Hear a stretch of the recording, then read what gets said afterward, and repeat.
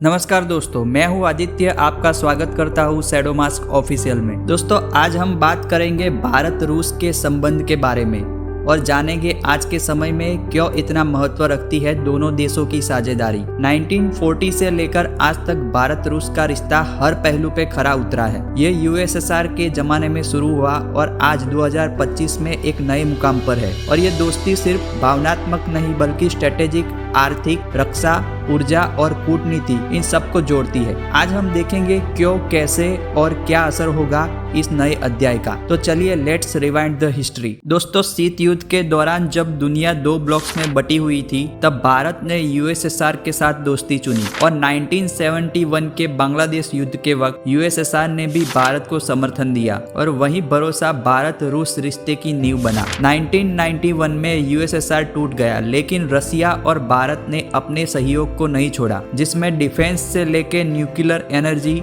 और outer space corporation से लेके स्ट्रेटेजिक डिप्लोमेसी यह सब बना रहा। 20वीं सदी के अंत में भारत रूस ने इसे फॉर्मलाइज किया। स्पेशल प्रिविलेज स्ट्रेटेजिक पार्टनरशिप सिर्फ हथियार की खरीद फरोख्त नहीं बल्कि भरोसेमंद साझेदारी और भविष्य की टेक्नोलॉजी और ऊर्जा विकास की साझेदारी पर। क्योंकि दोस्तों, भारत की रक्षा शक्ति में रूस की हिस्सेदारी डेकेड्स पुरानी है और भारत की नई इन सर्विस मिलिट्री प्लेटफॉर्म रूस की टेक्नोलॉजी पर निर्भर है। लेकिन अब सिर्फ खरीद नहीं बल्कि को डेवलपमेंट, मैन्युफैक्चरिंग पे भी जोर है, जिससे भारत की स्वदेशी क्षमता मेक इन इंडिया को एक मजबूती मिल रही है और दूसरे देशों पर डिपेंडेंसी कम हो रही है। भारत के लिए एनर्जी सिक्योरिटी एक अहम भाग रहा है और भारत की बढ़ती पॉपुलेशन, इकोनॉमी और विकास डिमांड्स को देखते हुए रसिया एक रिलायबल एनर्जी सप्लायर रहा है। परमाणु ऊर्जा, आउटर स्पेस टेक्नोलॉजी कॉरपोरेशन ये सिर्फ आज के लिए नहीं, आने वाले भविष्य की पार्टनरशिप है।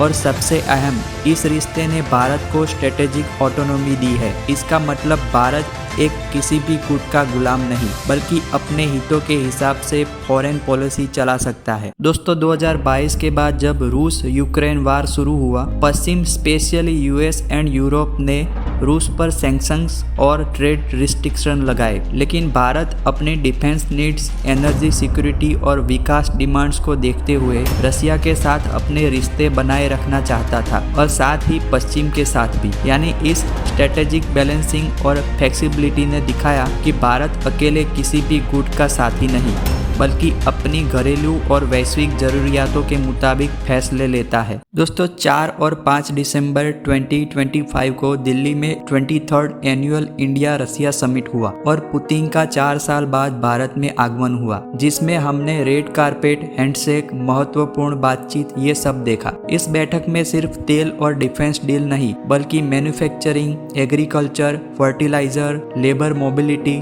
Shipping, infrastructure, clean energy, nuclear energy, critical minerals, high tech corporation, broad spectrum शामिल रहा। दोनों नेताओं का लक्ष्य है 2030 तक द्विपक्षीय ट्रेड बढ़कर 100 बिलियन तक ले जाना। और सबसे बड़ी बात, पुतिन ने भरोसा दिलाया है कि रूस भारत को अनइंटरप्टेड फ्यूल एनर्जी सप्लाई देगा, चाहे कितना भी ग्लोबल प्रेशर क्यों ना हो। यह संकेत देता है कि रसिया चाहता है long term strategic industrial linkage, सिर्फ बायर और सेलर नहीं। दोस्तों, रसिया को एक स्टेबल एनर्जी एक्सपोर्ट और डिफेंस एक्सपोर्ट की मार्केट चाहिए, लेकिन पश्चिमी सैंक्शन और रिस्ट्रिक्शन ने रसिया के ट्रेडिशनल बायर्स को कम कर दिया है। इंडिया उसका सबसे बड़ा भरोसेमंद खरीदार है, सिर्फ तेल या हथियार नहीं। रूस चाहता है Eurasia India connectivity, trade corridor, logistic, shipping routes, ताकि उसकी जियोपॉलिटिकल रीच एशिया तक बनी रहे। भारत के लिए रूस जरूरी है क्योंकि energy security, defence needs,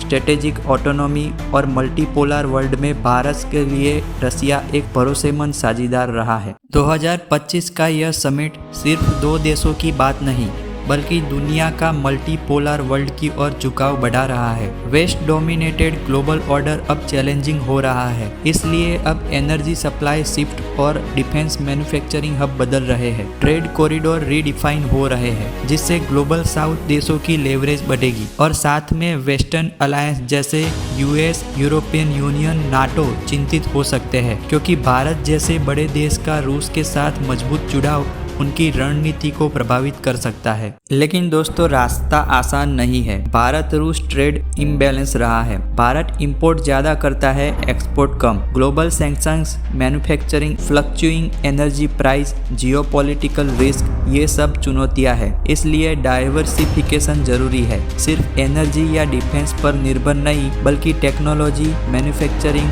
trade diversification, alternate partners, sustainable growth, यह सब जरूरी है। तो दोस्तों हो सकता है भारत रसिया के साथ Su-57 plane, S-500 missile defence system, BrahMos का नया अपग्रेडेड वर्जन और नई टेक्नोलॉजी ट्रांसफर, इन सब पे बात कर सकता है। लेकिन ये आने वाले समय में पता चलेगा, क्योंकि हमें पता है प्रधानमंत्री मोदी जी ने भारत को बाहरी हवाई आक्रमण से सुरक्षित करने के लिए सुदर्शन चक्र जैसा सुरक्षा कवच बनाने की बात कही थी। और ऑपरेशन सिंदूर में भारत ने रसिया में बनाए S-400 का उपयोग करके भारत के कई क्षेत्रों को बचाया था पाकिस्तानी ड्रोन और मिसाइल्स से। तो दोस्तों 1940 से लेकर 2025 तक भारत रसिया का रिश्ता रहा है विश्वास, भरोसे और रणनीतिक हितों का। लेकिन 2025 में दिल्ली समिट ने इसे नया रूप दिया है। तो हम देख सकते हैं एक नया ग्लोबल ऑर्डर, मल्टीपोलर वर्ल्ड और बदलाव की शुरुआत। अभी भविष्य की दिशा साफ नहीं, लेकिन रोड मैप जरूर बन गया है। अगर आप ऐसे ही एनालिसिस देखना चाहते हैं तो हमारी चैनल को सब्सक्राइब कर ले और बेल आइकॉन को ऑल पर सेट कर ले, ताकि आने वाले वीडियोस आप तक जल्द पहुंच जाए। और कमेंट में अपनी राय जरूर लिखें और बताएं अगला टॉपिक कौन सा होना चाहिए। तो दोस्तों मिलते हैं बाद में एक और नए टॉपिक के साथ। तब तक के लिए बाय। जय हिंद, वंदे मातरम।